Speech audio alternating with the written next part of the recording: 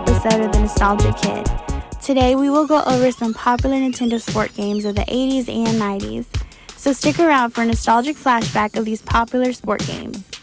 Nintendo had a long list of sport games, some being very good and some being pretty bad. If you owned a Nintendo Entertainment System during your lifetime, then it's safe to say that you may have had a few sport games in your collection. With so many great options to choose from, there was never a shortage of games in the genre. With that being said, let's start with our top 10 favorite sport games on the NES. Number 10, Duck Hunt.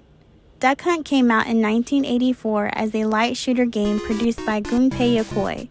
It was one of the few games that required the zapper gun. Your mission in this game was to shoot the ducks on screen before they flew away, while your hunting dog collected the ducks you shot. As you progressed, the ducks would fly faster and faster, and your dog would also laugh at you if you failed to shoot the ducks on screen, which would eventually lead in game over. If you were good enough to finish level 99, which is nearly impossible, the game would default back to 0. Number 9, Track and Field. Track and Field, also known in Japan and Europe as Hyper Olympic, was developed by Konami and released in 1983. Players would compete in a series of events, mostly by pressing 2 buttons as quickly as possible to make the on-screen character run faster. Each event had a qualifying time or level that the player must achieve to advance to the next one. Failing to do so would reduce the player's lives by 1. Number 8, Double Dribble. Double Dribble is a basketball game developed by Konami and released in 1986. Gamers could choose from one of 4 teams, with each team having its strengths and weaknesses. A lot of its popularity came from its animation sequences showing basketball players performing slam dunks. The graphics in this game are colorful and vibrant.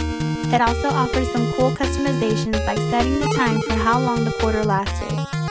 The game featured no flickering or slowdown, so the action stays smooth for the entire playthrough. This game received mostly positive reviews from critics, and Allgame awarded it 5 out of 5 stars. Number 7, Excite Bike. Excite Bike is a motocross racing game franchise made by Nintendo in 1985. The player could choose from 5 tracks to race in. They could also choose a solo race, against time, or race against computer-assisted riders with a time limit. Your goal was to qualify for the Excite Bike Championship race by finishing at 3rd place or above the preliminary challenge race. The more you accelerate, the more your bike's temperature increases, as shown as a bar at the bottom. When the temperature exceeds the safe limits, the player would be immobilized for a few seconds. The player could also crash by colliding with an opponent, ramp, or by landing badly from a jump, resulting in the rider being knocked off his bike and landing on the field. Pushing A repeatedly allows the rider to run back to his bike and continue the race. Allgame gives this game 5 out of 5 stars. Number 6, Baseball Stars. Baseball Stars was a baseball game developed by SNK and released for the NES in 1989. It was a major hit in many countries worldwide. It had simple graphics, accompanied by upbeat music. Pitching was simple. You could do curveballs, fastballs, off-speed pitches, and sinkers. Batting was a question of timing.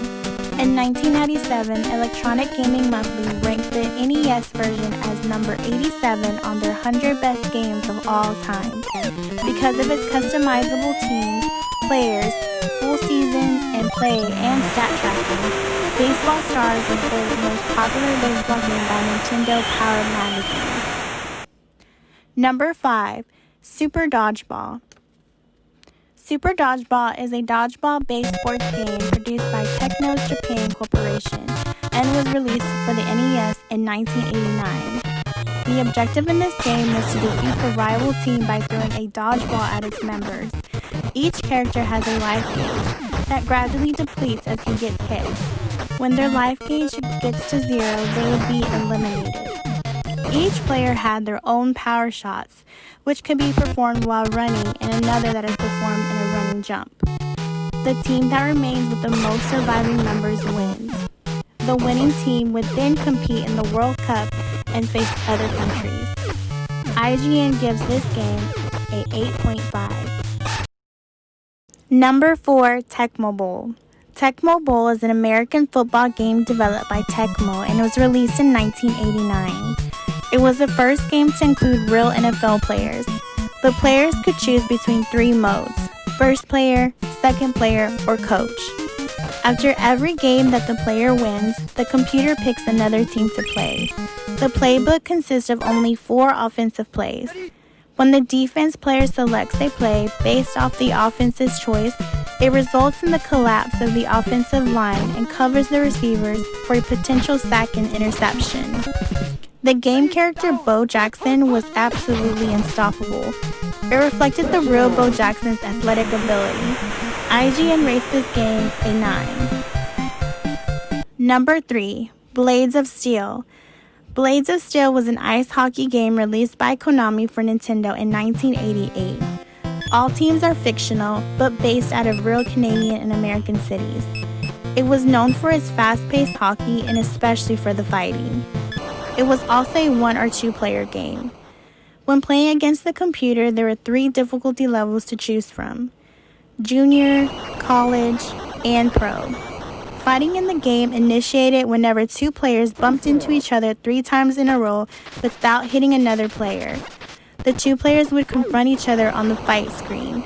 The loser who gets hit 5 times is given a penalty and sent to the penalty box, where the winner would continue to play. All Game describes this game as one of the most enjoyable sports games in its era, and IGN rated this game a 7.5. Number 2. Mike Tyson's Punch-Out! Mike Tyson's Punch-Out! Is a boxing sport game for Nintendo that was released in 1987. When making the game, the design team decided to make the playable boxer Little Mac more short-bodied so that the players could easily see the opponents over the large headroom of the playable boxer.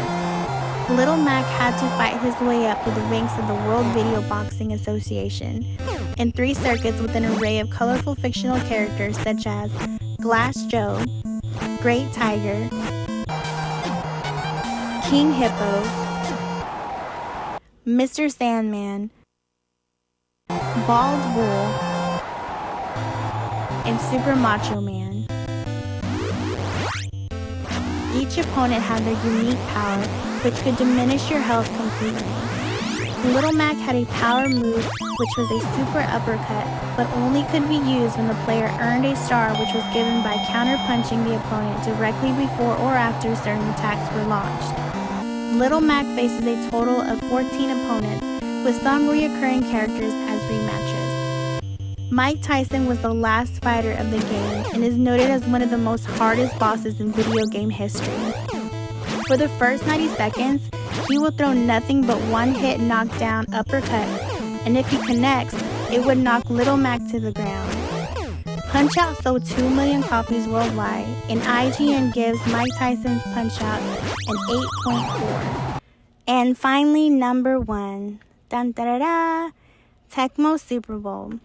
Tecmo Super Bowl was an American football video game for Nintendo that was released in 1991. It was the first sports video game that was licensed by both the National Football League and the National Football League Players Association, allowing to use both the names and attributes of real NFL teams and NFL players. Tecmo Super Bowl featured the complete league of 28 teams. It had expanded rosters, playbooks, statistic tracking, and NFL records. Each team had at least 30 players on its roster.